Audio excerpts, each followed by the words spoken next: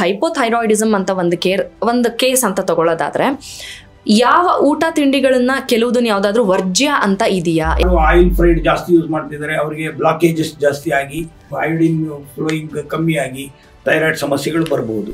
Once hypothyroidism ಬಂದ್ಮೇಲೆ ಅವ್ರಿಗೊಂಥರ sedentary ಇದರಲ್ಲಿ ಇದ್ಬಿಡೋಣ, ಒಂದು ಸುಮ್ಮನೆ ಕೂತಿರೋಣ, ಯಾವ ಕೆಲಸ ಮಾಡಕ್ಕೆ ಇಷ್ಟ ಇಲ್ಲ, ಅವ್ರು ತಗೊಳ್ಳತಕ್ಕಂಥ ಟ್ಯಾಬ್ಲೆಟ್ಸ್ಗಳಿಂದಲೂ ಬರ್ತಾ ಇರ್ಬೋದು ಅಂತ ಇವತ್ತು ರಿಸರ್ಚ್ಗಳು ನಡೀತಾ ಇದೆ.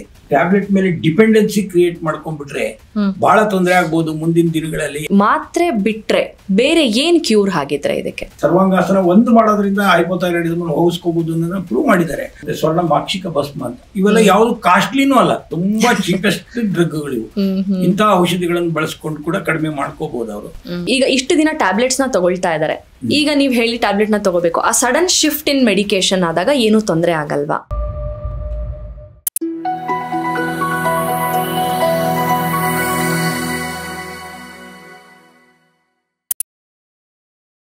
ಈ ಥೈರಾಯ್ಡ್ ಸಮಸ್ಯೆಯಿಂದ ನಂಗೆ ಇನ್ನೂ ಬಂದಿಲ್ಲಪ್ಪ, ಬಟ್ ಮುಂದೆ ಬರ್ದೇ ಇರೋ ಹಾಗೆ ನಾನೇನು ಕ್ರಮ ತಗೊಳ್ಬೇಕು ಅಂದ್ರೆ ಹೇಗೆ ಬದಲಾವಣೆಗಳನ್ನ ಅಥವಾ ಯಾವ ರೀತಿ ಬದುಕಬೇಕು ಅಂತ ನೀವು ಹೇಳ್ತೀರಾ?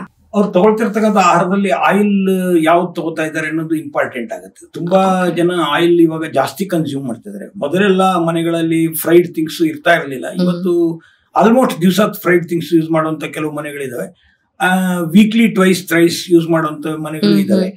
ಆ ರೀತಿ ಯಾರು ಆಯಿಲ್ ಫ್ರೈಡ್ ಜಾಸ್ತಿ ಯೂಸ್ ಮಾಡ್ತಿದ್ದಾರೆ ಅವರಿಗೆ ಬ್ಲಾಕೇಜಸ್ ಜಾಸ್ತಿ ಆಗಿ ಥೈರಾಯ್ಡ್ ಐಡಿನ್ ಫ್ಲೋಯಿಂಗ್ ಕಮ್ಮಿ ಆಗಿ ಥೈರಾಯ್ಡ್ ಸಮಸ್ಯೆಗಳು ಬರ್ಬೋದು.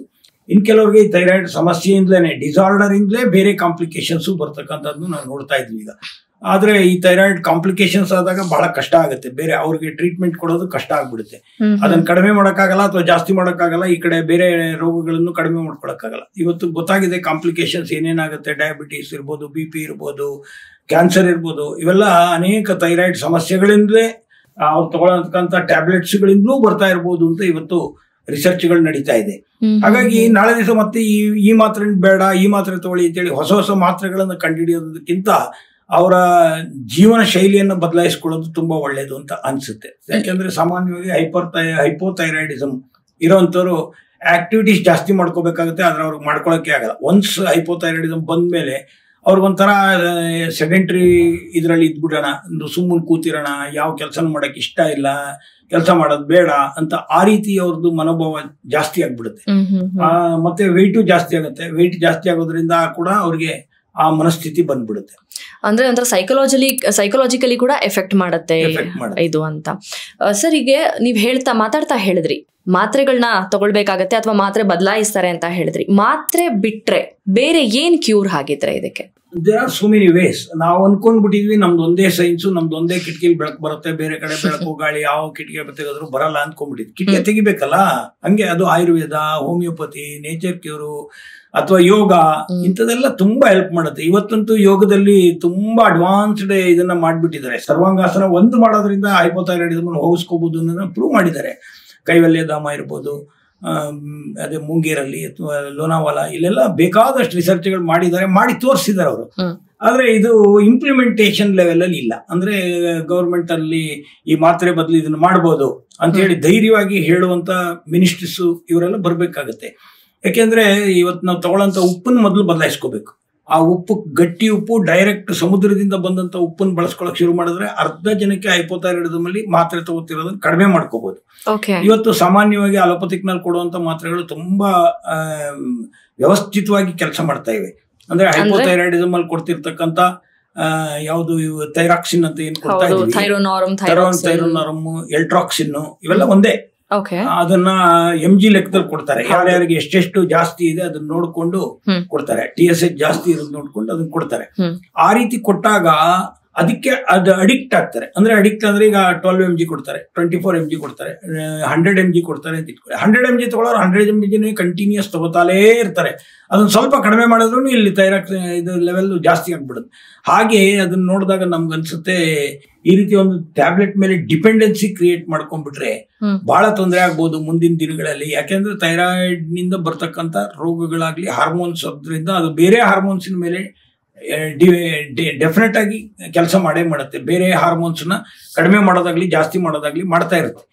ಇದನ್ನ ಸರಿಪಡಿಸ್ಬೇಕು ಅಂದ್ರೆ ಒಂದೇ ಇದೆಲ್ಲ ಆಯುರ್ವೇದದಲ್ಲಿ ಬೇಕಾದಷ್ಟು ಅಪಮಾರ್ಗ ಕ್ಷಾರ ಅಂತ ಇದೆ. ಅಪಮಾರ್ಗ ಕ್ಷಾರ, ಅದರ ಜೊತೆಗೆ ಕಾಂಚನಾರ ಗುಗ್ಗುಳು ಅಂತ ಇದೆ. ಕಾಂಚನಾರ ಗುಗ್ಗುಳುನ ಬೆಳಗ್ಗೆ ಮಧ್ಯಾಹ್ನ ರಾತ್ರಿ 2,500 ವರ್ಷದಿಂದಲೂ ಥೈರಾಯ್ಡ್ ಒಂದಕ್ಕೆ ಅಂತಲೇ ಎನಿ ಟೈಪ್ ಆಫ್ ಗ್ಲ್ಯಾಂಡ್ಸ್ ಗೆಡ್ಡೆಗಳು ಯಾವುದೇ ತರ ಇದ್ರು ಆ ಕಾಂಚನಾರ ಗುಗ್ಗುಳು ಕೊಟ್ಟು ಕಡಿಮೆ ಮಾಡಿರ್ತಕ್ಕಂಥದ್ದು ಇವತ್ತಿಗೂ ಕೂಡ ಅದು ಎಲ್ಲ ಬೆಳಕಾದಾಗ ಇಲ್ಲ ಬೆಳಕಾಗಿಲ್ಲ ಕತ್ಲೆ ಇದೆ ಅಂತ ಯಾರು ಹೇಳಿದ್ರೆ ಆ ಮೂರ್ಖರು ಬೇಕಾಗುತ್ತೆ. ಹಂಗೇನೆ ಇದು ಕೂಡ ಅಷ್ಟೇ ಎಫೆಕ್ಟಿವ್ ಆಗಿ ಕೆಲಸ ಮಾಡುವಂತ ಕಾಂಚನಾರ ಗುಗ್ಗುಳು, ಅಪಮಾರ್ಗ ಕ್ಷಾರ ಅಂತ ಏನ್ ಹೇಳಿದೆ ನಾನು, ಅವುಗಳನ್ನು ಕೂಡ, ಮತ್ತೆ ಸ್ವರ್ಣ ಮಾಕ್ಷಿಕ ಭಸ್ಮ ಅಂತ, ಇವೆಲ್ಲ ಯಾವ್ದು ಕಾಸ್ಟ್ಲಿನೂ ಅಲ್ಲ, ತುಂಬಾ ಚೀಪೆಸ್ಟ್ ಡ್ರಗ್ಗಳು ಇವು. ಇಂತಹ ಔಷಧಿಗಳನ್ನು ಬಳಸ್ಕೊಂಡು ಕೂಡ ಕಡಿಮೆ ಮಾಡ್ಕೋಬಹುದು ಅವರು. ಆದ್ರೆ ಯಾರು ಎಷ್ಟು ತಗೋಬೇಕು ಅನ್ನೋದ್ರ ಬಗ್ಗೆ ವೈದ್ಯರಲ್ಲಿ ಸಲಹೆ ತಗೊಳ್ಳೋದು ತುಂಬಾ ಒಳ್ಳೇದು. ಇನ್ನು ಹೈಪರ್ ಥೈರಾಯ್ಡಿಸಮ್ ಇರೋರಿಗೆ ಭಸ್ಮಕ ರೋಗ ಅಂತ ಕರಿತೀವಿ ಅದನ್ನ. ಅಂದ್ರೆ ಈಗ ತಿಂದಿರ್ತಾನೆ, ಇನ್ನೊಂದು ಅರ್ಧ ಗಂಟೆಗೆ ಮತ್ತೆ ಸಿಕ್ಕಾಬಟ್ಟೆ ಹೊಟ್ಟೆ ಹಸಿತಿರುತ್ತೆ, ತಿನ್ಲೇಬೇಕು, ಅವನು ಏನಾದ್ರು ತಿನ್ಬೇಕು. ಮೊಸರು, ಗಟ್ಟಿ ಮೊಸರನ್ನೇ ಕೊಟ್ಟರು ಕೂಡ ಅವನಿಗೆ ಮತ್ತೆ ಹೊಟ್ಟೆ ಹಸ್ಬಿಡುತ್ತೆ, ಅರ್ಧ ಗಂಟೆಲಿ ಹೊಟ್ಟೆ ಹಸ್ಬಿಡುತ್ತೆ. ಅದಕ್ಕೆ ಭಸ್ಮಕ ರೋಗ ಅಂತಲೂ ಕರಿತೀವಿ ಹೈಪರ್ ಥೈರಾಯ್ಡಿಸಮ್ನ. ಇಂಥ ಹೈಪರ್ ಥೈರಾಯ್ಡಿಸಮ್ ಅಲ್ಲಿ ಯಾಕೆ ಅಂದ್ರೆ ಆ ಥೈರಾಕ್ಸಿನ್ ಯಾವಾಗ ರಿಲೀಸ್ ಆಗುತ್ತೋ ತಕ್ಷಣನೇ ಆಸಿಡ್ಸು ಜಾಸ್ತಿ ರಿಲೀಸ್ ಆಗಕ್ಕೆ ಶುರು ಆಗ್ಬಿಡುತ್ತೆ. ಸ್ಟಮಕ್ಗೆ ಬರಬೇಕಾದಂಥ ಹೈಡ್ರೋಕ್ಲೋರಿಕ್ ಆಸಿಡ್ ಇರ್ಬೋದು, ಅಲ್ಲಿ ಬರ್ತಕ್ಕಂಥ ಪೆಪ್ಸಿನ್, ರೆನಿನ್, ಬೇರೆ ಬೇರೆ ಹಾರ್ಮೋನ್ಸ್ ಎಲ್ಲ ಬರುತ್ತೆ. ಅಲ್ಲಿ ಗ್ಯಾಸ್ಟ್ರಿನ್ ಅಂತ ಒಂದು ಹಾರ್ಮೋನ್ ಬರುತ್ತೆ, ಇವೆಲ್ಲವೂ ಜಾಸ್ತಿ ಆಗ್ಬಿಡುತ್ತೆ. ಸಡನ್ ಆಗಿ ಯಾವಾಗ ಜಾಸ್ತಿ ಆಗ್ತಲೇ ಇರುತ್ತೆ, ಅರ್ಧ ಗಂಟೆಗೂ ತಿನ್ಬೇಕು ಅಂತ ಆ ಕ್ರೇವಿಂಗ್ ಶುರು ಆಗುತ್ತೆ. ಆ ಕ್ರೇವಿಂಗ್ ಕಡಿಮೆ ಮಾಡೋದಕ್ಕೆ ಆಯುರ್ವೇದ ಶಾಸ್ತ್ರದಲ್ಲಿ ಬೇರೆ ಔಷಧಿಗಳಿದೆ. ನಿಯೋಮರ್ಕೆಸೋಲ್ ಅಂತ ಹೇಳಿ ಇವತ್ತು ಯಾವುದನ್ನ ವರ್ಲ್ಡ್ ಅಲ್ಲಿ WHO ರೆಕಮೆಂಡ್ ಮಾಡಿದೆ, ಅದನ್ನ ಇವತ್ತಿಗೂ ಕೂಡ ಕೊಡ್ತಾ ಇದ್ದಾರೆ. ನಿಯೋಮರ್ಕೆಸೋಲ್ ಅನ್ನೋ ಟ್ಯಾಬ್ಲೆಟ್ ಕೊಡ್ತಾರೆ. ಟ್ಯಾಬ್ಲೆಟ್ ತಗೊಳ್ಳೋವರೆಗೂ ನಾರ್ಮಲ್ ಆಗಿರುತ್ತೆ. ಮತ್ತೆ ಹಾಗಾದ್ರೆ ಕಂಟಿನ್ಯೂಸ್ ಲೈಫ್ ಲಾಂಗ್ ತಗೋಬೇಕಂದ್ರೆ ಅದು ಕೂಡ ಲೈಫ್ ಲಾಂಗ್ ತಗೋತಾ ಇರಬೇಕು. ಇಲ್ಲಿ ಲೈಫ್ ಲಾಂಗ್ ತಗೊಳ್ಳದೇ ಇರಬೇಕಾದ್ರೆ ಏನ್ ಮಾಡ್ಬೇಕು ಅಂದ್ರೆ ಅವ್ರ ಲೈಫ್ ಸ್ಟೈಲ್ ಅನ್ನು ಸರಿ ಮಾಡ್ಕೊಂಡು, ಸ್ವಲ್ಪ ಕೆಲವು ಯೋಗಾಸನಗಳನ್ನು ಮಾಡ್ಕೊಂಡು ಅಥವಾ ಎಕ್ಸರ್ಸೈಸ್ ಮಾಡಿಕೊಂಡು, ಆಯುರ್ವೇದ ಚಿಕಿತ್ಸೆಯಲ್ಲಿ ಅವಿಪತ್ತಿಕರ ಚೂರ್ಣ ಅಂತ ಬರುತ್ತೆ, ಅಮೃತ ಸತ್ವ ಅಂತ ಬರುತ್ತೆ, ನಮ್ಮ ನೆಲ್ಲಿಕಾಯಿ ಚೂರ್ಣ ಅಂತ, ಆಮಲಕ್ಕಿ ಚೂರ್ಣ ಅಂತ ಕರಿತೀವಿ, ಆಮಲಕ್ಕಿ ಚೂರ್ಣ ಅಂತ ಬರುತ್ತೆ. ಇದ್ರ ಜೊತೆಗೆ ಭಾಸ್ಕರ ಲವಣ ಅಂತ ಬರುತ್ತೆ. ಎಲ್ಲಾ ಲವಣಗಳು ಆ ಸೆಕ್ರಿಷನ್ ಅನ್ನು ಕಮ್ಮಿ ಮಾಡುತ್ತೆ. ಹೈಪೋರ್ ಥೈರಾಯ್ಡಿಸಮ್ ಇದ್ದಾಗ ಸೆಕ್ರಿಷನ್ ಕಮ್ಮಿ ಮಾಡೋಕ್ಕೋಸ್ಕರ ಅದನ್ನು ಬಳಸ್ಕೋಬಹುದು.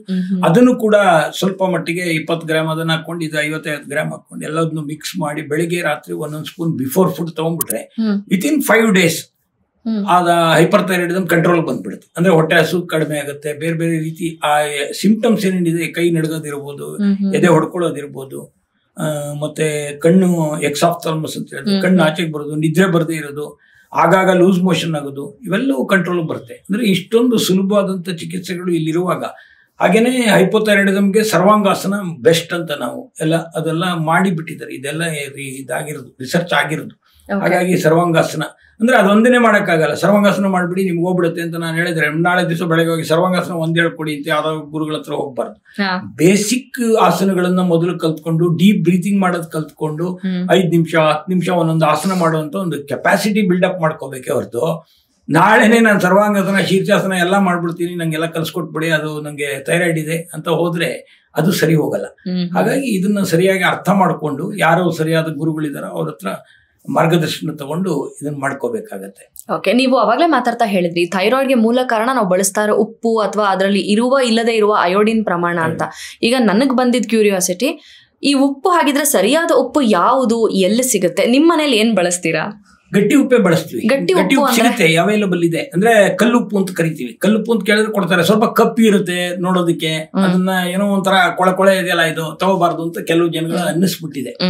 ಬೆಳ್ಳಿಗಿರ್ಬೇಕು ಉಪ್ಪು ಅಂದ್ರೆ ಅಂತ ಅನ್ಕೊಂಡ್ಬಿಟ್ಟಿದ್ದಾರೆ. ಆಕ್ಚುಲಿ ಕಲ್ಲುಪ್ಪು ಅಂತಲೇ ಸಿಗುತ್ತೆ, ಎಲ್ಲ ಮಾರ್ಕೆಟ್ ಅಲ್ಲೆಲ್ಲ ಅವೈಲಬಲ್ ಇದೆ, ಸಿಗುತ್ತೆ. ಅದನ್ನೇ ಪುಡಿ ಮಾಡ್ಕೋಬಹುದು, ಸುಲಭವಾಗೂ ಪುಡಿ ಮಾಡಬಹುದು, ಅದೇನು ಕಷ್ಟ ಇಲ್ಲ. ಅದನ್ನ ಸುಮ್ಮನೆ ಮಿಕ್ಸಿಗೆ ಹಾಕಿದ್ರು ಪುಡಿ ಆಗುತ್ತೆ, ಇಲ್ಲ ಕೈನಲ್ಲಿ ಅರ್ದ್ರು ಪುಡಿ ಆಗುತ್ತೆ, ಇಲ್ಲಾಂದ್ರೆ ನಾವು ಸಾರು ಗೀರಿಗೆಲ್ಲ ಹಂಗೆ ಹಾಕ್ಬಿಡ್ತೀವಿ, ಗಟ್ಟಿ ಉಪ್ಪನೇ ಹಾಕ್ಬಿಡ್ತೀವಿ. ಅಂದ್ರೆ ಪುಡಿ ಉಪ್ಪಿನ ಕಾನ್ಸೆಪ್ಟ್ ಇರಲ್ಲ ಅದರಲ್ಲಿ, ಬೇಕಂದ್ರೆ ನಾವು ಮಾಡ್ಕೊಳ್ಬೇಕು ಅಂತ. ಈಗ ಒಂದು ಹೈಪೋಥೈರಾಯ್ಡಿಸಮ್ ಅಂತ ಒಂದು ಕೇಸ್ ಅಂತ ತಗೊಳ್ಳೋದಾದ್ರೆ, ಯಾವ ಊಟ ತಿಂಡಿಗಳನ್ನ ಕೆಲವುದನ್ನ ಯಾವ್ದಾದ್ರು ವರ್ಜ್ಯ ಅಂತ ಇದೆಯಾ, ಯಾವ್ದನ್ನಾದ್ರೂ ಬಿಡ್ಬೇಕಾ, ಅಥವಾ ಯಾವ್ದನ್ನಾದ್ರೂ ಪರ್ಟಿಕ್ಯುಲರ್ ಆಗಿ ಹೆಚ್ಚಿಗೆ ತಗೊಳ್ಬೇಕು, ಆ ಸೆಕ್ರೀಷನ್ಗೆ ಹೆಲ್ಪ್ ಆಗುತ್ತೆ ಅನ್ನೋಂಥದ್ದು ಏನಾದ್ರೂ ಇದೆಯಾ? ಕೋಸ್ನಲ್ಲಿ ಜಾಸ್ತಿ ಬ್ಲಾಕ್ ಮಾಡುವಂತ ಅಂಶಗಳಿದಾವೆ, ಹಾಗಾಗಿ ಕೋಸನ್ನ ಬೇಡ ಅಂತ ನಾವು ಹೇಳ್ತೀವಿ ಸಾಮಾನ್ಯವಾಗಿ. ಕೋಸನ್ನ ಇಡೀ ವರ್ಷದಲ್ಲೋ ಅಥವಾ ತಿಂಗಳಲ್ಲೋ ಎಷ್ಟು ದಿವಸ ಉಪಯೋಗಿಸ್ತೀವಿ ಮನೇಲಿ ಇಲ್ಲದು ಮುಖ್ಯ ಆಗತ್ತೆ. ಯಾಕೆಂದ್ರೆ ಸಾಮಾನ್ಯವಾಗಿ ಇತ್ತೀಚೆಗಂತೂ ಕೋಸ್ಗೆ ಬೇಕಾದಷ್ಟು ಅದನ್ನ ಬೀಜ ಹಾಕುವಾಗ್ಲೇನೆ ಪೆಸ್ಟಿಸೈಡ್ಸ್ ಹೊಡಿತೀವಿ.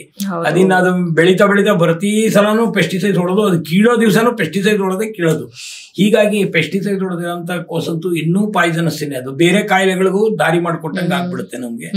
ಅಂದ್ರೆ ಥೈರಾಯ್ಡ್ ಇರೋರು ಇಂಥ ತಿನ್ಬೇಕು ತಿನ್ಬಾರ್ದು ಅನ್ನೋದಕ್ಕಿಂತ ಯಾವ ರೀತಿ ಇವತ್ತು ಆಹಾರ ಪದ್ಧತಿ ರೆಗ್ಯುಲರ್ ಆಗಿ ನಾವು ಲೈಫ್ ಸ್ಟೈಲ್ ಸರಿ ಮಾಡ್ಕೊಂಡ್ರೆ, ಊಟ ಬೆಳಗ್ಗೆ ರಾತ್ರಿ ಮಧ್ಯಾಹ್ನ ಒಂದು ಊಟ ಎಷ್ಟು ಅಥವಾ ತಿಂಡಿ ಏನಾರು ಒಂದು ತಿಂತಾ ಇದೀವಿ ಅಂದ್ರೆ ಅಷ್ಟರಲ್ಲೇ ಮೇಂಟೈನ್ ಮಾಡ್ತಿದೀವ, ಮಧ್ಯೆ ಇನ್ನೇನಾರು ತಿಂತಾ ಇದೀವ ಕರ್ದಿದ್ದು.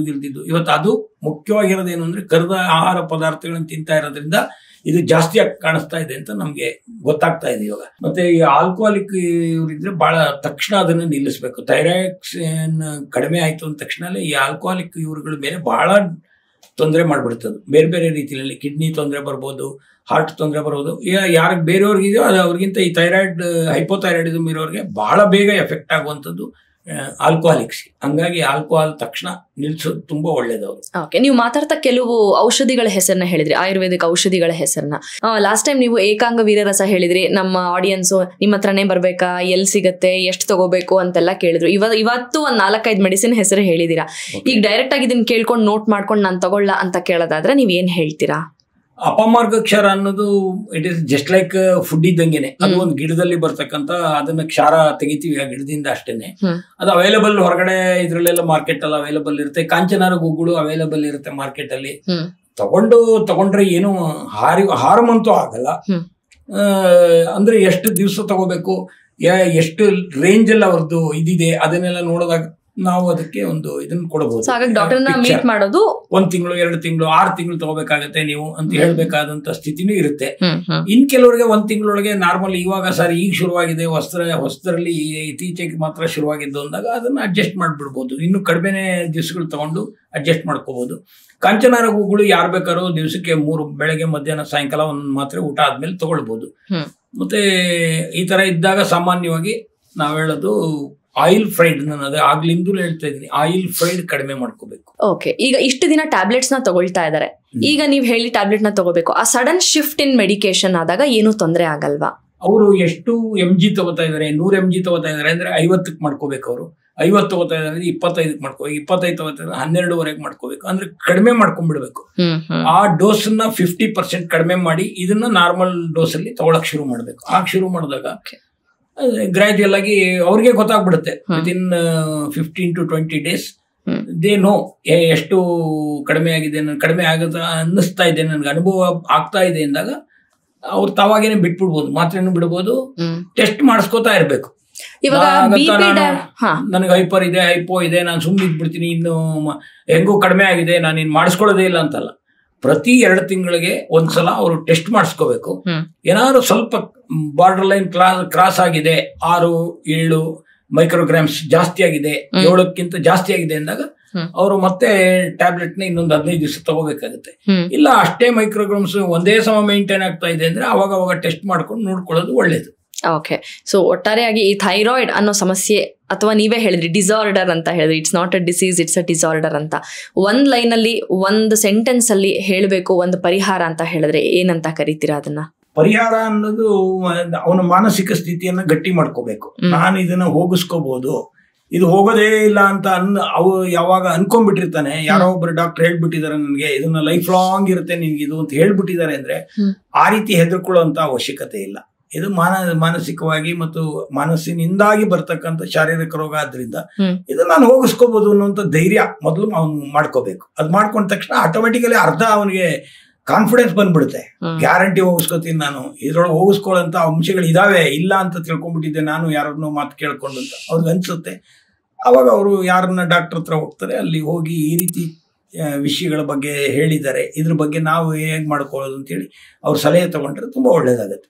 ಇವಾಗ ಇಂಗ್ಲಿಷ್ ಮೆಡಿಸಿನ್ ತಗೊಳ್ತಾ ಅಂದ್ರೆ ಇವಾಗ ಥೈರಾಯ್ಡ್ ಇದೆ ಅಂತ ಹೇಳಿ ಟ್ಯಾಬ್ಲೆಟ್ಸ್ ತಗೊಳ್ತಾ ಇರ್ತೀವಿ, ತಕ್ಷಣ ಆಯುರ್ವೇದನೂ ತಗೊಳ್ಬಹುದು, ಅದನ್ನ ಸ್ವಲ್ಪ ಬ್ಯಾಲೆನ್ಸ್ ಮಾಡ್ಕೊಳ್ತಾ ಡೋಸೇಜ್ ಅಂತ ಹೇಳಿದ್ರಿ. ಎರಡೂ ತಗೊಂಡಾಗ ಅದ್ರದ್ದು ಸೈಡ್ ಎಫೆಕ್ಟ್ ಅಂತ ಏನಾಗೋದಿಲ್ವಾ? ಸೈಡ್ ಎಫೆಕ್ಟ್ ಆಯುರ್ವೇದದಲ್ಲಿ ಏನೂ ಆಗೋದೇ ಇಲ್ಲ. ಈಗ ಥೈರಾಯ್ಡ್ ಇಲ್ದೇ ಇರೋನ್ ಕಾಂಚನಾರ ಹೂಗಳು ತಿಂದ್ರೆ ಏನೂ ಆಗಲ್ಲ, ಅವನಿಗೆ ಪ್ರಾಬ್ಲಮೇ ಆಗಲ್ಲ. ಇಟ್ ಈಸ್ ಆಹಾರ ತರತಿ ಕೆಲಸ ಮಾಡುತ್ತೆ. ಆದ್ರೆ ಅದು ಕೆಮಿಕಲ್ಸ್ ತಿನ್ನುವಾಗ ಬಹಳ ಕೇರ್ಫುಲ್ ಆಗಿ ತಿನ್ಬೇಕು. Thank you so much sir. Thyroid ಅನ್ನುವಂತಹ ಮನೆ ಕಥೆಗೆ ನೀವು ಸೊಲ್ಯೂಷನ್ ಇದೆ, ಅದು ಮನಸ್ಥಿತಿಯಿಂದನೂ ಮಾಡ್ಕೊಳ್ಬಹುದು ಅಂಡ್ ತುಂಬಾ ಕಮ್ಮಿ ಕಾಸ್ಟ್ ಅಲ್ಲಿ ನಾವು ಮಾಡ್ಕೊಳ್ಬಹುದು, ಕಮ್ಮಿ ಸ್ಟ್ರೆಸ್ ತಗೊಳ್ಳಿ, ಆಹಾರ ಪದ್ಧತಿ, ಲೈಫ್ ಸ್ಟೈಲ್ ನ ಸರಿ ಮಾಡ್ಕೊಳ್ಳಿ ಅನ್ನೋ ಮನಸ್ಸಿಗೆ ಹಗುರ ಅನ್ಸುವಂತಹ ಸೊಲ್ಯೂಷನ್ ಕೊಟ್ಟಿದ್ದೀರಾ ಇವತ್ತು. Thank you very much sir. ನಮಸ್ತೆ. ಧನ್ಯವಾದ.